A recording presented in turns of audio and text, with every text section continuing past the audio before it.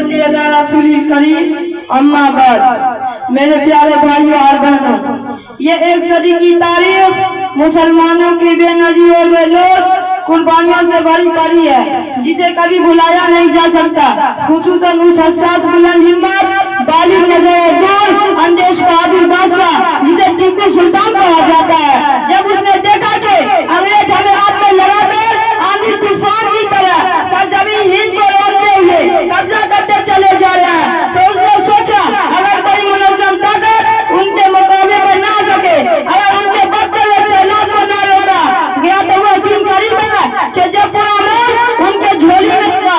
चुनांचे टीपू सुल्तान ने किसी भी हाल में अंग्रेजों के सामने घुटने नहीं देके अपनी सीमा को बचाकर दिलेर बहादुरी के बलबूते पर लड़ता रहा। इसका एक और मशहूर है कि गीदड़ की 100 साल जिंदगी से शेर की एक दिन की जिंदगी बेहतर है। शेर अच्छा है जिसे मौलते को मिली, ये वो गीदड़ है जिसे बख्शा गया सलाह खुलूद।